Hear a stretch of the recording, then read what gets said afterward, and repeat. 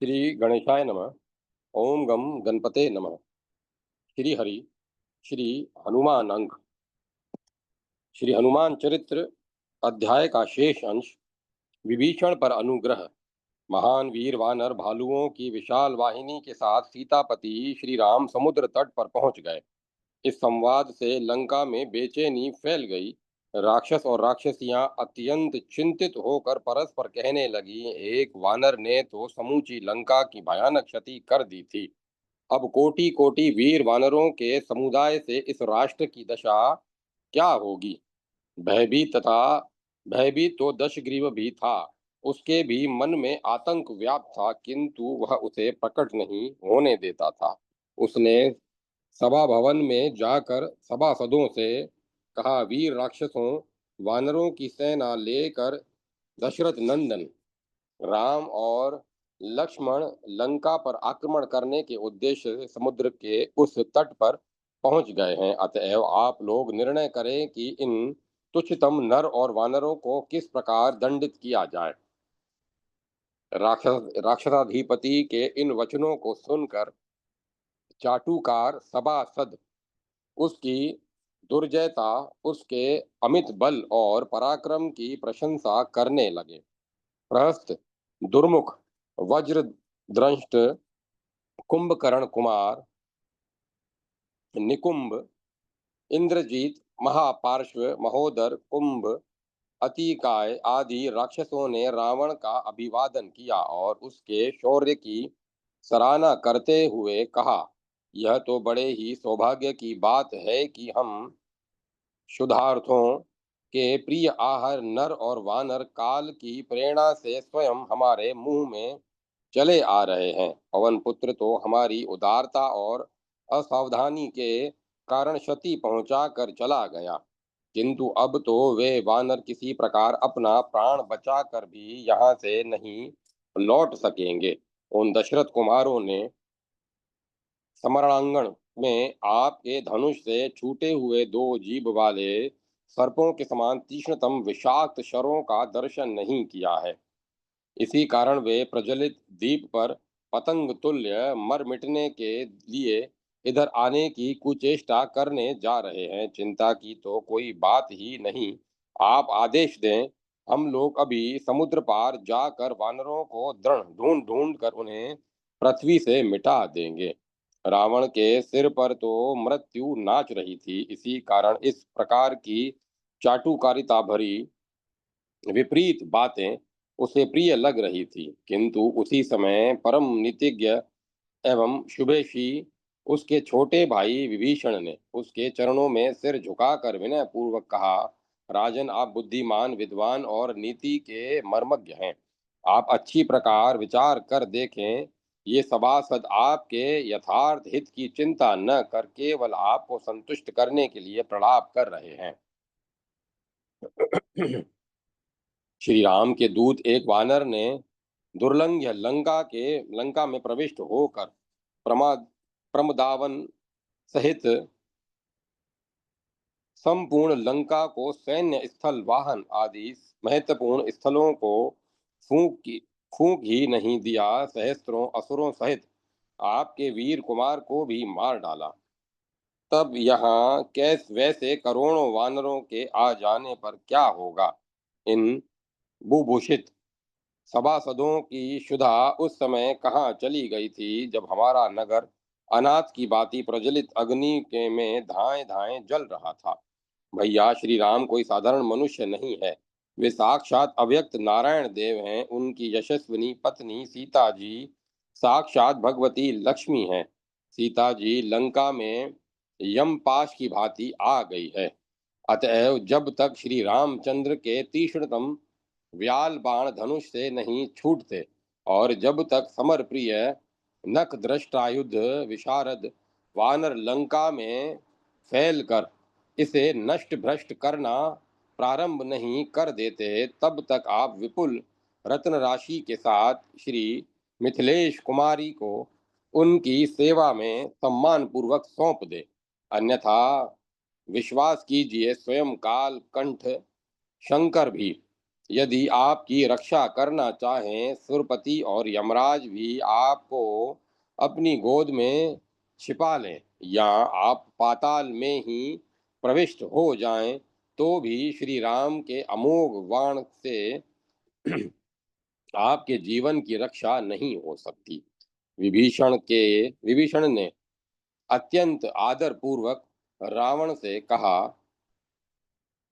भैया, महामुनि पुलस्त्य ने भी अपने शिष्य से इसी बात को आपकी सेवा में निवेदन करने के लिए कहलवाया है कि आप अहंकार त्याग कर माता जानकी को परम प्रभु श्री राम की सेवा में लौटाकर उनका स्मरण करें। मेरे विचार से इसी प्रकार आपका, मेरा, इन राक्षसों का तथा संपूर्ण लंका निवासियों का हित हो सकेगा।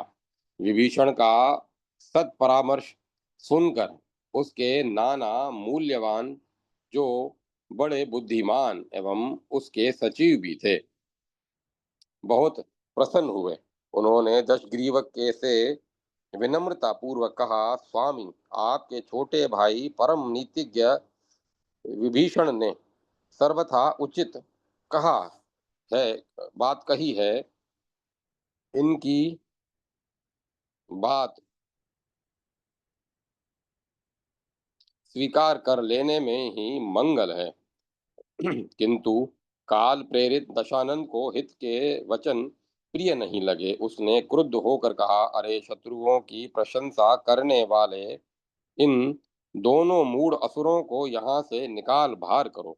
रावण के वचन सुन मूल्यवान तो अपने घर चले गए, किंतु विभीषण ने अपने भाई के हित के लिए पुनः विनय पूर्वक निवेदन किया, भैया, आप कृपा पूर्वक अपने हित की बात सोचें। आप प्रत्यक्ष देख रहे हैं कि विदेह कुमारी सीता के लंका प्रवेश के समय से ही यहाँ बार बार अमंगलजनक शकुन हो रहे हैं। उनकी सुस्पष्ट सूचना देने में आपके मंत्री संकोच करते हैं। मैं बार बार आपके चरणों में विनीत प्रार्थना करता हूँ कि श्री राम बड़े धर्मात्मा और पराक्रमी हैं। आपके ये अन्यतम वीर इंद्रजीत, महापार्श्व महोदर, निकुंभ, कुंभ, अतिकाय आदि संग्राम सम्रांगण में कौशलेंद्र के सम्मुख नहीं टिक सकते। अतएव श्री राम के साथ शत्रुता करना उचित नहीं है। उनके अमोघ वाणों का स्मरण कर मिथिलेश कुमारी सीता को उनके पास लौटाकर उनसे क्षमा मांग लेने से ही आपकी भलाई है। विभीषण के हित भरे वचन सुनकर रावण अत्यंत क्षुब्ध हो गया। क्रोध से कांपते हुए उसने कहा, कुल कलंक निशाचर, तू मेरे ही दिए हुए भोगों से पुष्ट होकर तथा मेरे ही पास रहकर शत्रु के सम्मुख मुझे अपमानित देखना चाहता है। मेरे भय से त्रिलोक कांपता है, किंतु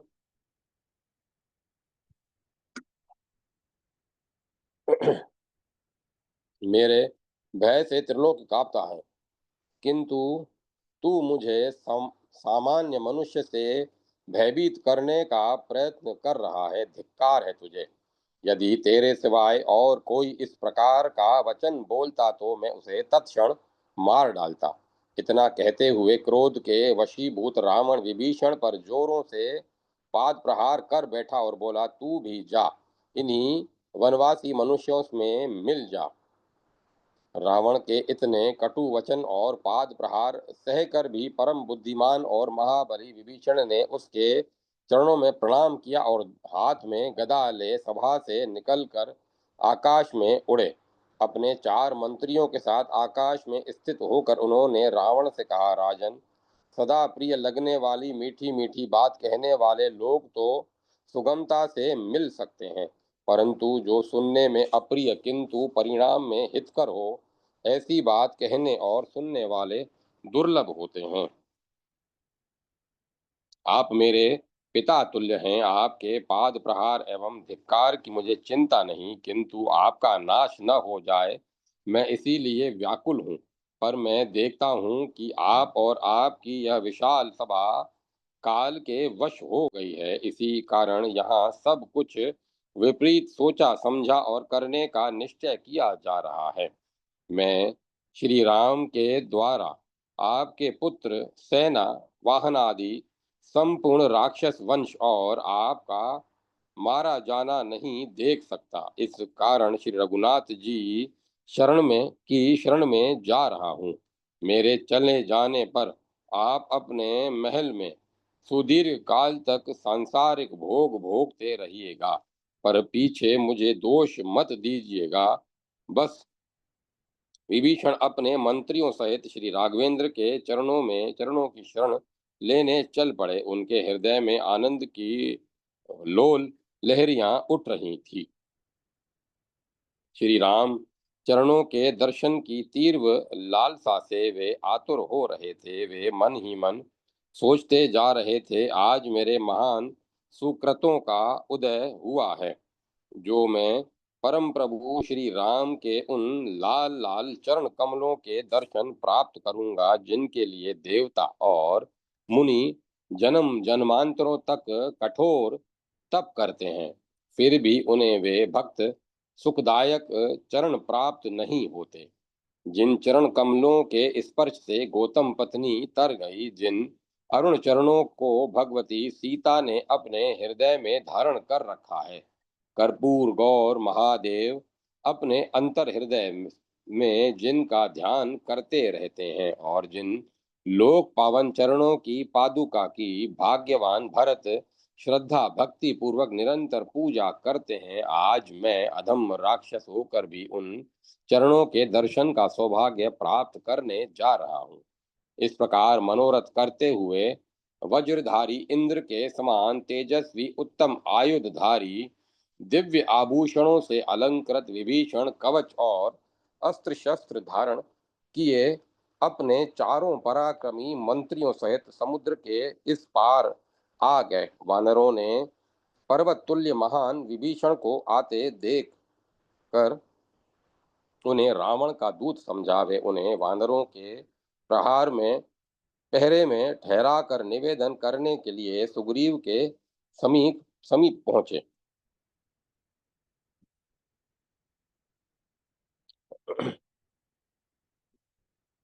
वानरराज सुग्रीव ने भगवान श्री राम से विनय पूर्वक कहा, प्रभु, रावण का भाई विभीषण आपसे मिलने आया है। भगवान श्री राम ने किष्किंधापति सुग्रीव से पूछा, सखे, इस विषय में तुम्हारी क्या सम्मति है? नीति निपुण सुग्रीव ने उत्तर दिया, प्रभु, राक्षस अत्यंत मायावी हो तो होते ही हैं, इनमें अंतर्ध्यान होने की भी शक्ति होती है। यह शूरवीर विभीषण अत्यंत क्रूर रावण का भाई है, अतः इसे कठोर दंड देकर मंत्रियों सहित मार डालना चाहिए। सुग्रीव के वचन सुनकर श्री पवन कुमार व्याकुल हो गए। उनका सहज स्वभाव है कि वे अपने संपर्क में आए हुए व्यक्तियों को प्रभु चरणों में पहुंचाकर ही संतुष्ट होते हैं। लंका में ये विभीषण से मिल चुके थे। ये उनकी निष्ठला भक्ति से प्रभावित हुए थे। माता सीता का पता उन्होंने ही बताया था, और दुष्ट दशानन के सभा भवन में श्री हनुमान जी का पक्ष विभीषण ने ही लिया था, और अब तो वे सब कुछ त्याग कर श्री भगवान के चरणों में आ गए। ऐसी स्थिति में वानर राज ने ऐसे वचन कहकर क्या अनर्थ कर दिया ऐसे वचन कहकर यह क्या अनर्थ कर दिया। पवन कुमार शरणागत वत्सल प्रभु के उत्तरी उत्तर की प्रतीक्षा करने लगे। भक्त सर्वस्व प्रभु श्री राम ने सुग्रीव से कहा, सखे, तुमने नीति की तो बड़ी सुंदर बात कही, किंतु शत्रु दुखी हो या अभिमानी, यदि वह अपने विपक्षी की शरण में जाए तो शुद्ध हृदय वाले श्रेष्ठ पुरुष को अपने प्राणों का मोह छोड़कर उसकी रक्षा करनी चाहिए। यदि शरण में आया हुआ पुरुष संरक्षण न पाकर उस रक्षक के देखते देखते नष्ट हो जाए, तो वह उसके सारे पुण्यों को अपने साथ ले जाता है। इस प्रकार शरणागत की रक्षा न करने में महान दोष बताया गया है। शरणागत का त्याग स्वर्ग और सुयश की प्राप्ति को मिटा देता है। तथा मनुष्य के बल और वीर्य का नाश करता है। अतएव जिसे करोड़ों ब्राह्मणों की हत्या लगी हो, शरण आने पर मैं उसे भी नहीं छोड़ता। जीव ज्यों ही मेरे सम्मुख होता है, त्यों ही उसके करोड़ों जन्मों के पाप नष्ट हो जाते हैं।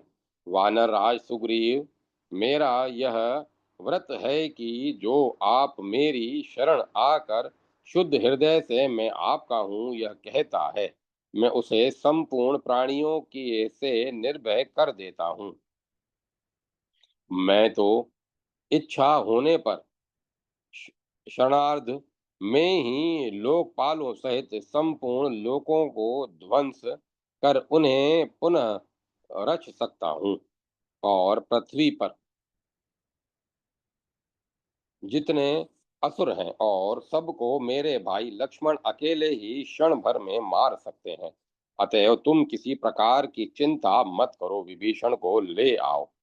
भक्ति सुधाप नेक्षु प्रभु श्री राम के वचन सुन पवन नंदन के आनंद की सीमा न रही।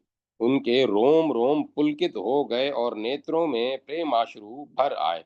भक्तवत्सल श्री राम की जय हनुमान जी ने सिंहनाद किया और अंगद आदि वानरों के साथ अत्यंत उल्लास पूर्वक उछलकर सबसे पहले विभीषण के समीप जा पहुंचे और उन्हें आदर पूर्वक प्रभु के समीप ले आए।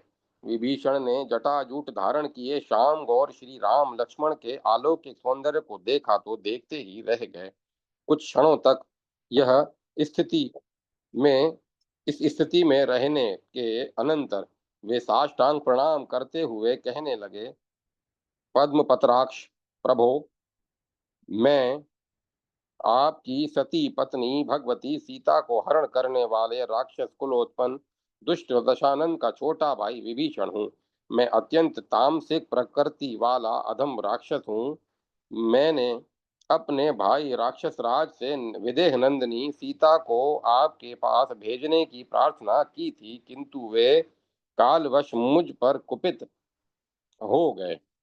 तब मैं आपके यश का स्मरण कर अपनी स्त्री पुत्रों को यहीं छोड़ अपने मंत्रियों के साथ संसार पाश से मुक्त होने के लिए मुमुक्षु के रूप में आपके भुवन पाश चरणों की शरण आ गया।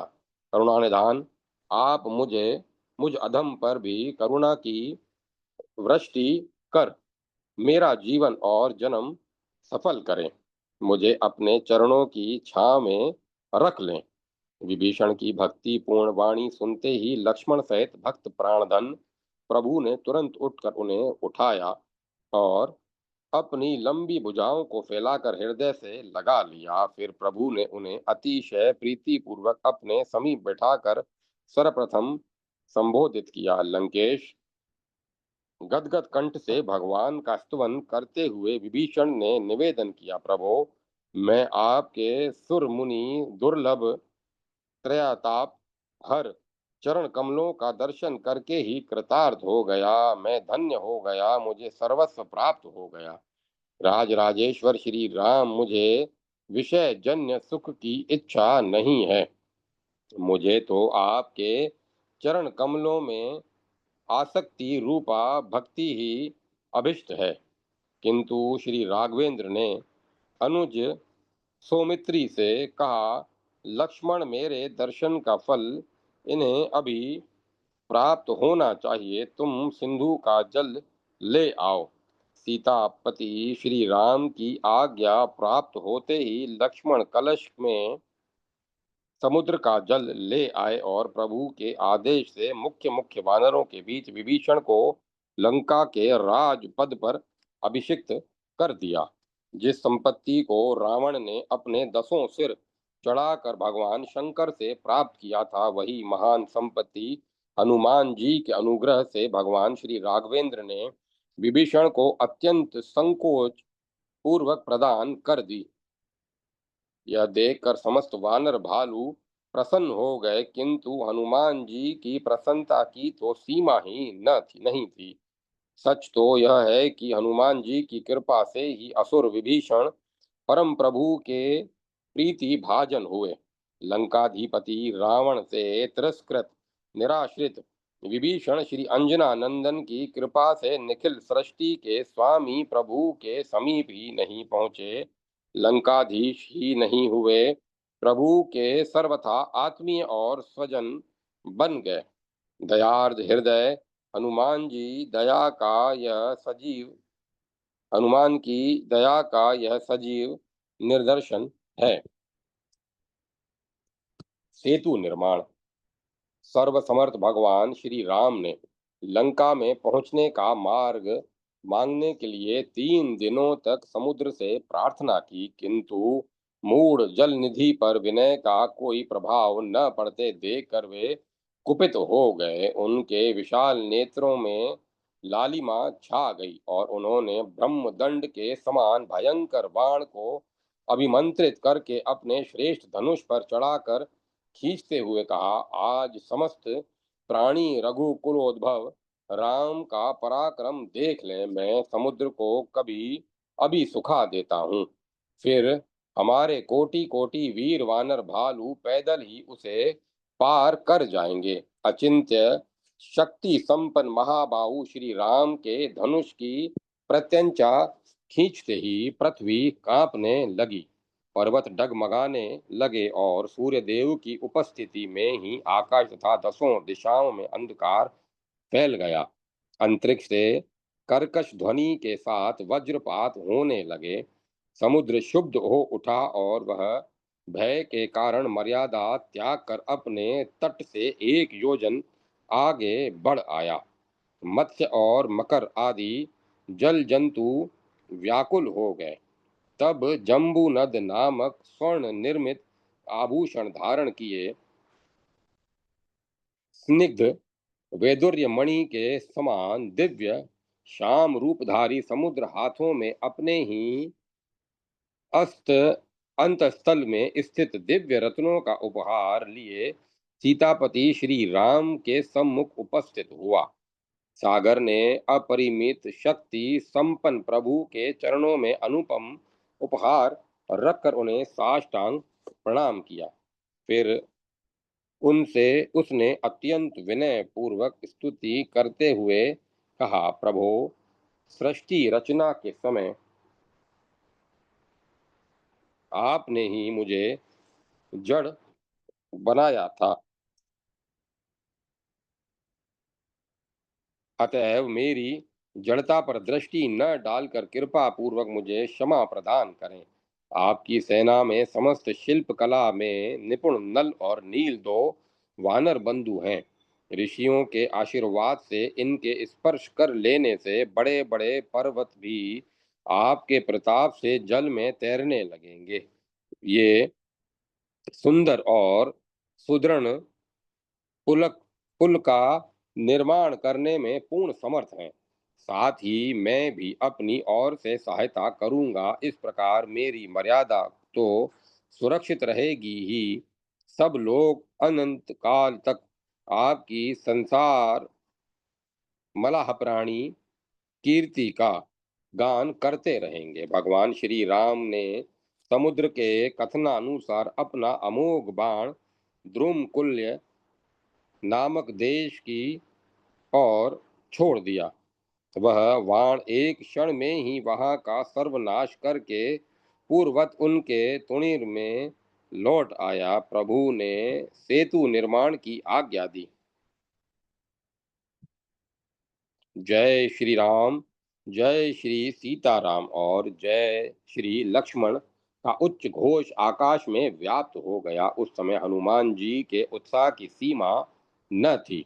वे स्वयं तो राक्षसों और पर्वतों को ला ला कर नल नील को देते तथा उनके संकेत पर समुद्र में डालते ही अत्यंत चंचल वानरों से भी संयम और उत्साह पूर्वक यही कार्य कराते।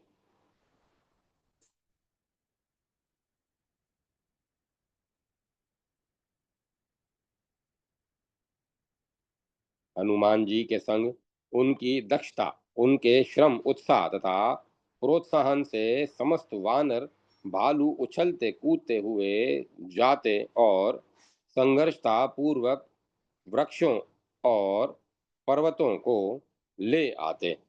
श्री पवन कुमार की अध्यक्षता में उनके प्रोत्साहन से वानरों ने बड़ा परिश्रम किया। नल और नील ने भी अथक श्रम करके पहले ही दिन 14 योजन लंबा और 10 योजन चौड़ा पुल तैयार कर दिया। हनुमान जी को इतने से ही संतोष नहीं हुआ। दूसरे दिन उन्होंने वानर भालुओं को और प्रोत्साहित किया। वृक्षों और पर्वतों को लिए पवन पुत्र प्राय समस्त वानरों के शौर्य, वीर्य, लगन एवं श्रम की प्रशंसा करते। फलस्वरूप दूसरे दिन 20 योजन सेतु और तैयार हुआ। हनुमान जी को अब भी संतोष नहीं था। जगजननी जानकी की करुण मूर्ति उनके हृदय में व्याकुलता उत्पन्न कर रही थी। इस कारण वे यथाशीघ्र माता सीता को प्रभु चरणों में ले आने एवं लंकाधिपति दशानंद की मुक्ति के लिए अत्यंत व्यग्र थे। नल नील सेतु निर्माण के कार्य में अथक परिश्रम कर रहे थे और श्री पवन नंदन उनकी कला और उनके श्रम की भूरी भूरी प्रशंसा करते। फलतः तीसरे दिन सेतु 21 योजन और बनकर तैयार हो गया।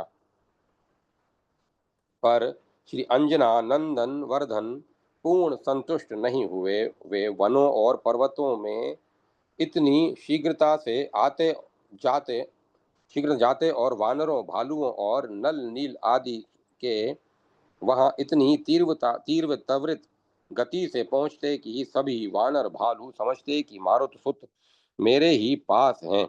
इस कारण चौथे दिन 1 योजन और अधिक 22 योजन पुल निर्माण हो गया।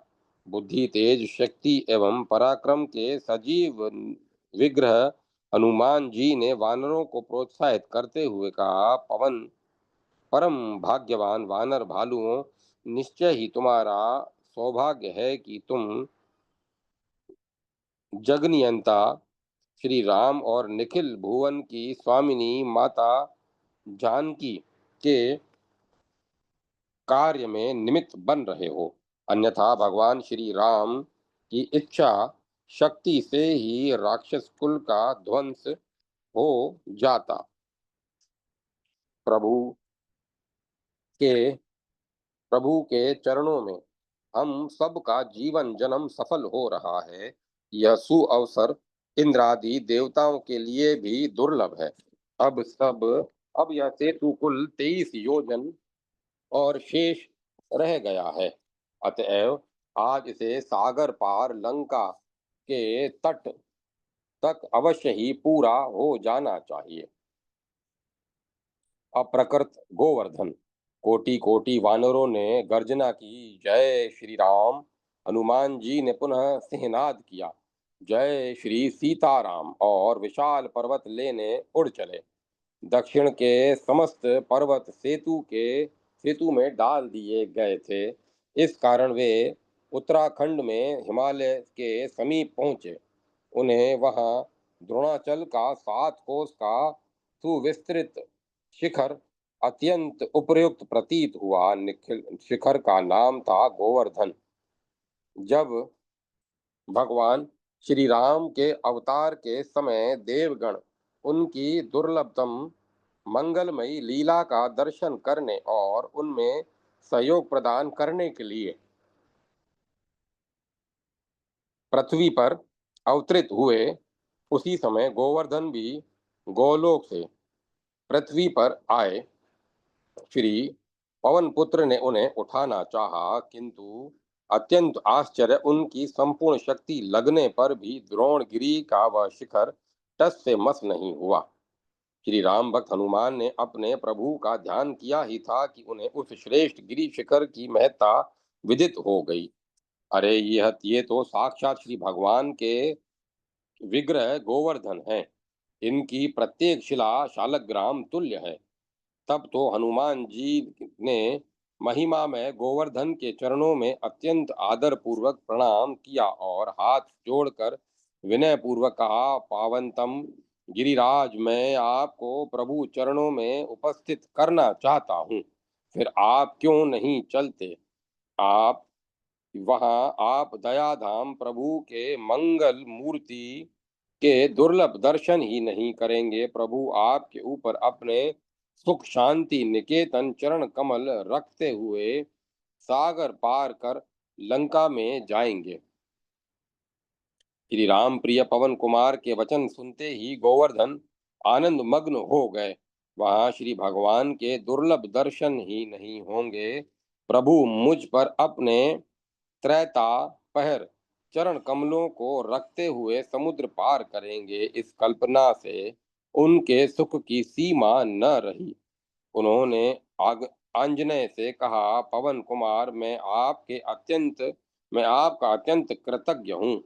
आपकी इस कृपा से मैं कभी पूर्ण नहीं हो सकता।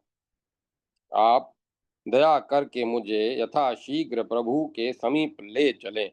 आपकी इस अहुत अहेतु अहेतुकी कृपा के लिए मैं आपका सदा ही उपकृत बना रहूंगा। अब तो हनुमान जी ने उन्हें अत्यंत सरलता से उठा लिया। कपीश्वर के वाम हस्त पर गोवर्धन पुष्प तुल्य प्रतीत हो रहे थे। गोवर्धन की प्रस्तुत प्रसन्नता की सीमा न थी। वे मन ही मन सोच रहे थे, आज इन महावीर हनुमान जी की कृपा से कितने दिनों के बाद मेरी लालसा पूरी होगी। मंगल एवं परोपकार की मूर्ति इन पवनानंद ने इस प्रकार कितने प्राणियों का हित किया है। मेरा सौभाग्य है जो आज मुझे इनके दर्शन और स्पर्श का सुअवसर प्राप्त हो गया।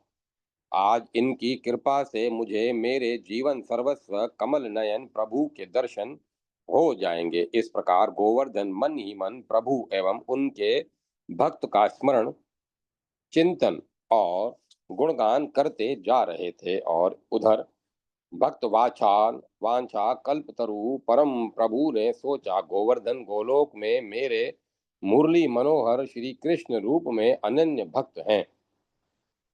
गोवर्धन गोलोक में मेरे मुरली मनोहर श्री कृष्ण रूप के अनन्य भक्त हैं। यहाँ उन्होंने कहीं मुझसे उसी रूप में दर्शन देने का अनुग्रह किया तो उनके सच्चे शुभेच्छी हनुमान जी की ओर देखकर मुझे मर्यादा का त्याग करना पड़ेगा।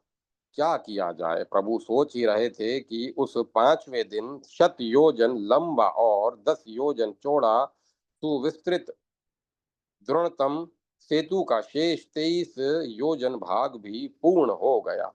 फिर क्या था, तत्क्षण श्री राघवेंद्र की आज्ञा प्रसारित हुई। सेतु बंधन का कार्य पूर्ण हो गया। अतएव अब पर्वत एवं वृक्ष आदि की आवश्यकता नहीं। जिनके हाथ में जो पर्वत या वृक्ष जहाँ कहीं हो, वे वहीं उन्हें छोड़कर तुरंत प्रभु के समीप पहुंच जाएं। चंचल और वीर हनुमान ने दौड़ते हुए सर्वत्र श्री रघुनाथ जी की आज्ञा हनुमान चंचल एवं वीर हनुमानरों ने दौड़ते हुए सर्वत्र श्री रघुनाथ जी की आज्ञा सुना दी। उनके हाथ में जो पर्वत या वृक्ष जहाँ थे, वे उन्हें वहीं छोड़कर प्रभु के समीप दौड़ चले। आज दक्षिण भारत के में वीर वानरों के छोड़े हुए वे पर्वत विद्यमान हैं। वहां के पर्वत तो पहले सेतु के काम आ चुके थे। महा महामहिमा में गोवर्धन को अपने हाथ में लिए केसरी किशोर उस समय वज्रधारा तक पहुंचे ही थे कि उन्होंने प्रभु की आज्ञा सुनी। हनुमान जी ने गोवर्धन को तुरंत अपने वहीं रख दिया, किंतु उन्हें अपने वचन का ध्यान था। उसी समय उन्होंने देखा, गोवर्धन अत्यंत उदास होकर उनकी ओर आशा भरे नेत्रों से देख रहे हैं। हनुमान जी ने कहा, आप चिंता मत कीजिए मेरे भक्त प्राणधन। स्वामी मेरे वचनों की रक्षा तो करेंगे ही, और वे शीघ्रता से प्रभु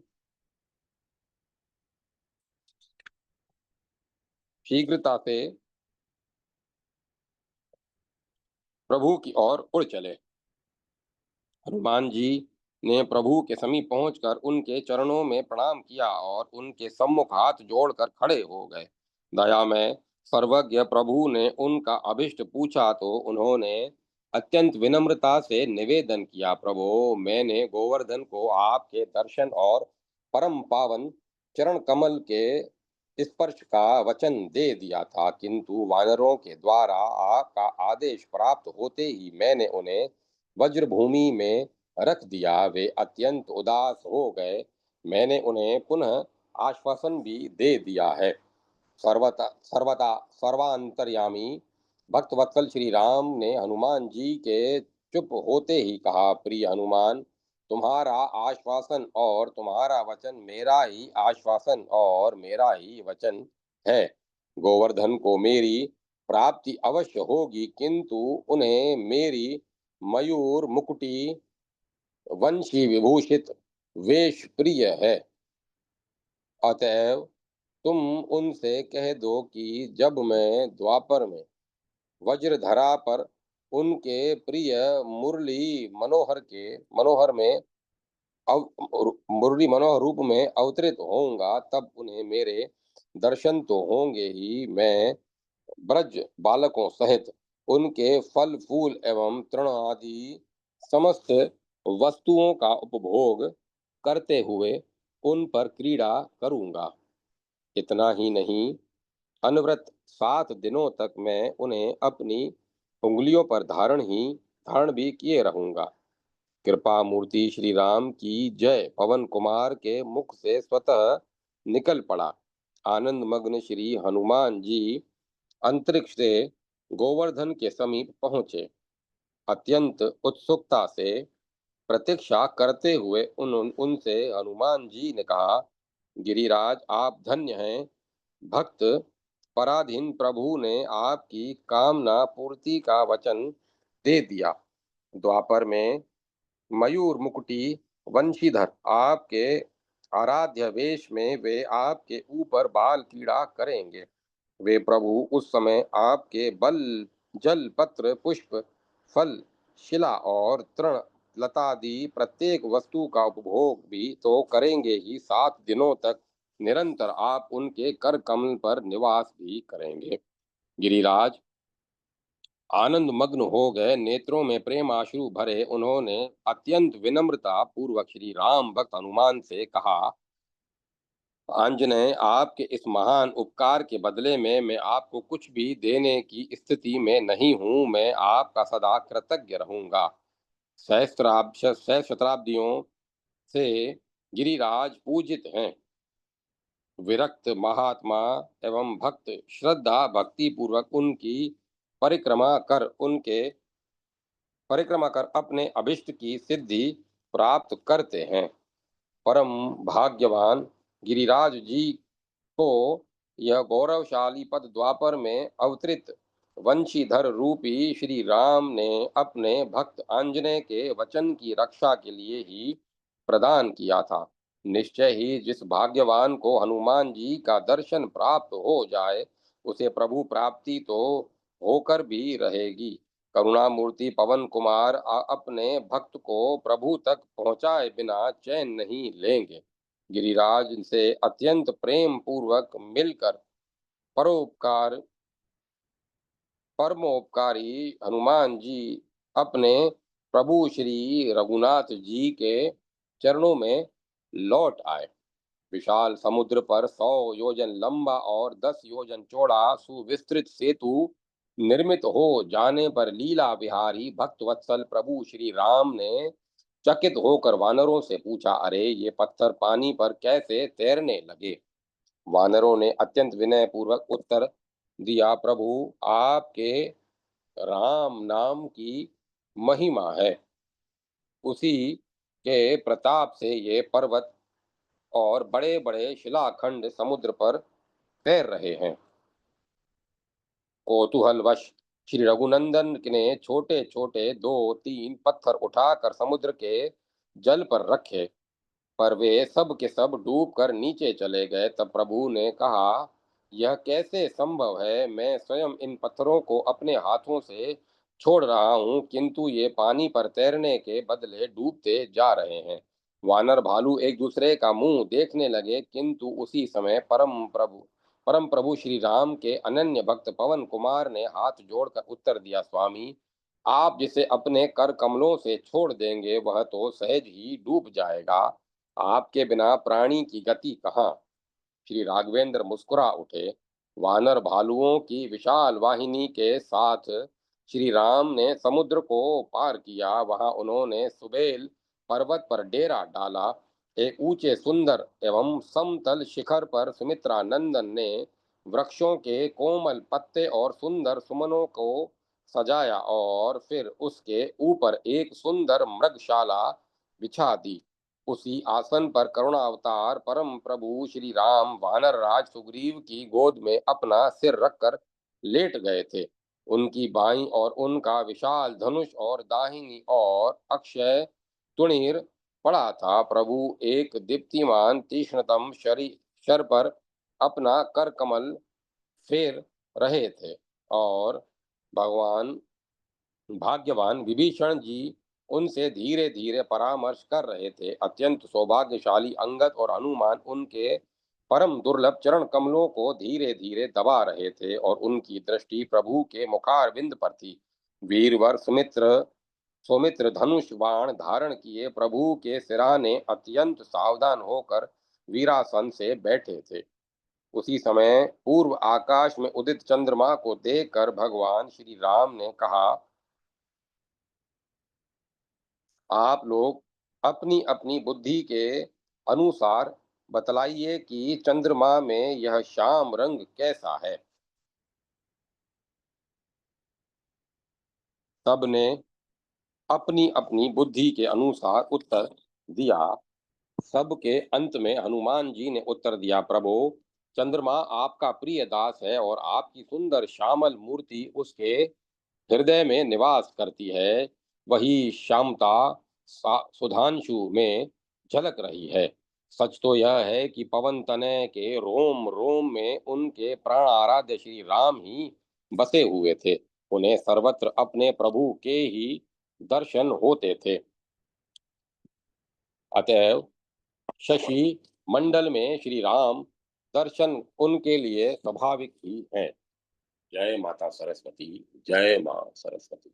ओम नमो नारायण। ओम नमो भगवते वासुदेवाय। ओम नमः शिवाय। राम लक्ष्मण जान की जय बोलो हनुमान की। ओम तत्सत। ओम तत्सत। ओम तत्सत। अब कथा को विराम दिया जाता है। ओम लक्ष्मण जान की